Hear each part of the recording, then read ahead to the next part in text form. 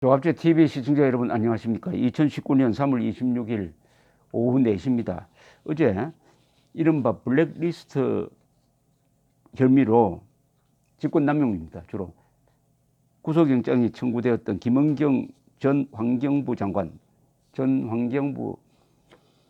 장관에 대한 영장 심사에서 기각이 되었습니다. 서울 동부지법 박정길 영장 담당 부장판사는 영장을 기각하면서 사유를 좀 길게 썼습니다. 영장 기각할 때는 보통 도주인멸의 혐의가 없다 뭐 이렇게 간단하게 적는 경우가 많은데 상당히 길게 적었는데 이 구속영장 기각 사유가 비판의 지금 대상이 되고 있습니다. 이런 문장이 나왔다고 합니다.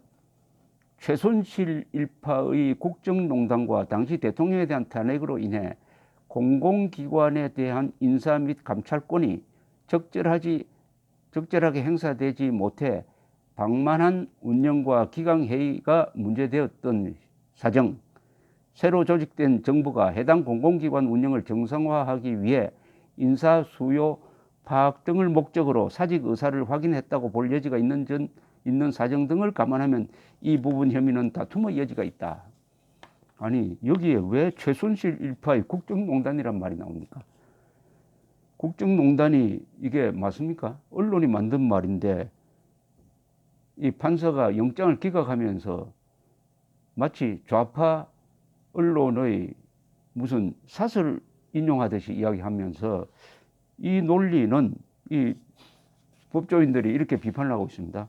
이 논리는 구차할 뿐만 아니라 미리 이 자기가 재판한 것처럼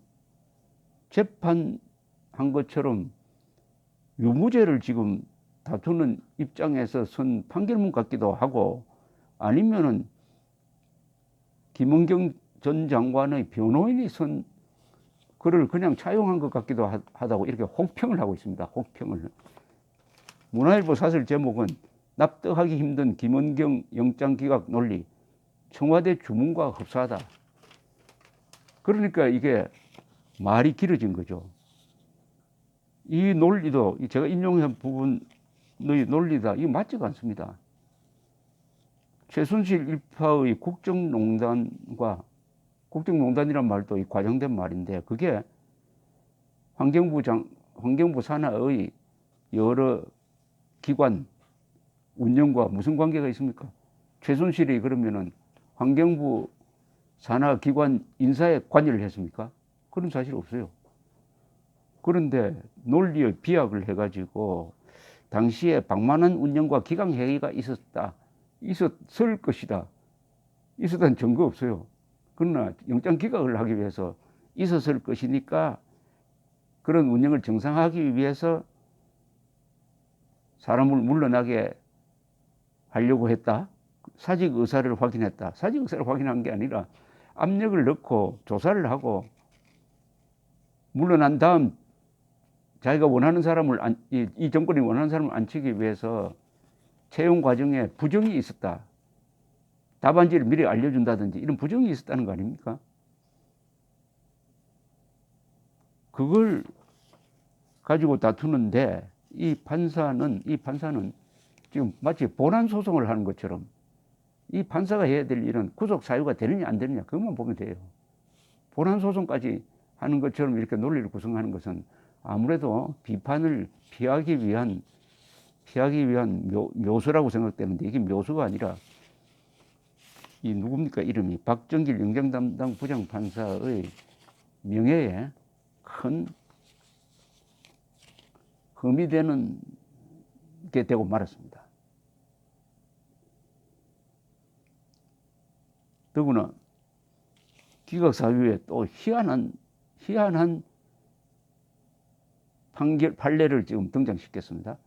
1993년 대법원 판결을 인용을 했는데 교도소에서 접견 의무를 담당하던 교도관이 필요한 용무가 아니라고 보고 접견 신청을 거부한 것이 직권남용에 해당되는지에 대한 판단인데 당시 대법원은 교도관에게 위법성에 대한 인식이 없었다.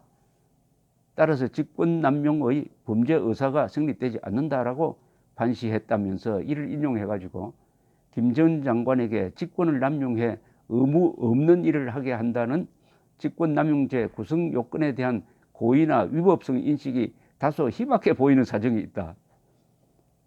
이것도 말도 안 되죠. 말도 안 되는데 아무런 관계없는 사건을 판례를 들어가지고 굳이 영장을 기각하기 위한 구색을 맞췄는데 뭐 무슨 뜻인지는 알겠습니다. 그건 뭐냐면은 이 장관이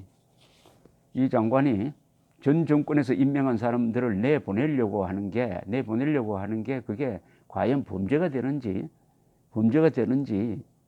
아마 의식하지 못했을 것이다. 이렇게 이야기하는데 맞습니까 이게?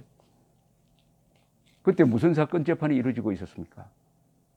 이른바 박근혜 전 대통령, 김기춘 비서실장, 조윤선 당시의 장관 그리고 비서관들에 대해서 왜 문화예술계 인사들을 분류를 해가지고 반사회적, 좌경적 또는 반국가적 문화예술 활동을 하는 사람에 대해서는 국가기관이 지원을 한다든지 시설이나 돈을 줘서는 안 된다. 그런 걸 하기 위한 리스트를 왜 만들었느냐, 왜 불이익을 줬느냐, 이걸 가지고 구속 재판을 받고 있었어요. 구속 재판을. 보통 사람도 아니고 대통령, 비서실장, 장관이. 그러면은 그것보다 훨씬 더 정도가 심한 직권남용을 하고 있으면은 이러다가는 내가 감옥에 갈지 모르겠다. 정권이 바뀌면 감옥에 갈지 모르겠다는 생각이 있었다고 봐야죠. 더구나 이른바 박근혜 정부 때의 블랙리스트보다 이번에 김은경 전 장관과 이 정권이 하고 있는 이른바 블랙리스트는 질적인 차이가 있습니다. 청와대는 그거는 블랙리스트가 아니라 체크리스트라고 거짓말을 했는데 검찰이 조사를 해보니까 임기가 남아있고 임기를 채울 권리가 있는 사람을 위협을 해가지고 약점을 잡아가지고 몰아내고 이게 우선 잘못된 겁니다. 그 자리에 이 정권과 코드가 맞는 사람을 앉히기 위해서 그 채용 과정을 엉망진창으로 만들어 버리고 이미 1차 합격선에 통과됐던 사람도 무효로 만들고 그리고 점수를 많이 받도록 하기 위해서 채용에 관련된 자료, 정보를 미리 밀고 있는 사람한테 주고 하는 일종의 채용의 부정입니다. 채용 비리와 직권 남용이 겹친 사건이에요. 훨씬 더. 그런데 이 판사는 범죄 의식이 없었을 것이다.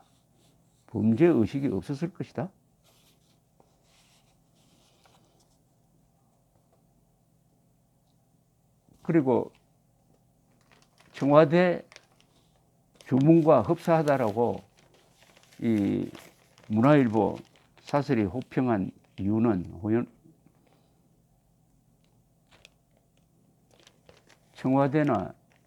청와대에 있었던 사람들이 이미 이 영장 담당 판사에게 가이드라인이라고 그럴까요?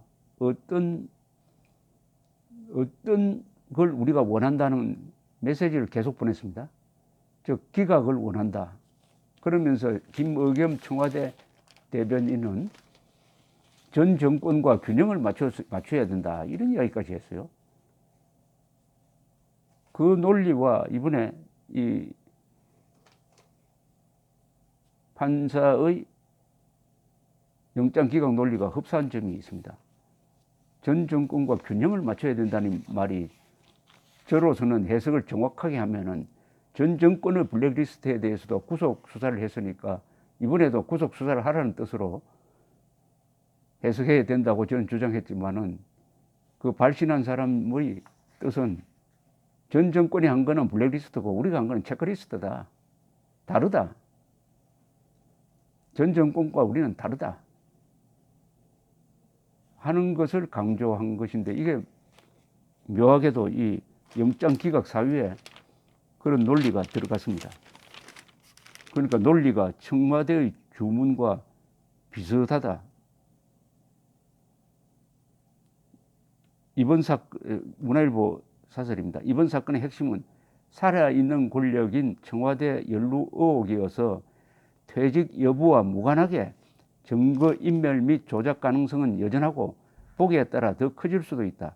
영장판사가 무죄 심정까지 밝힌 이번 영장재판은 코드 사법부의 실상과 흔들리는 사법부 독립을 적나라하게 보여줄 뿐이다.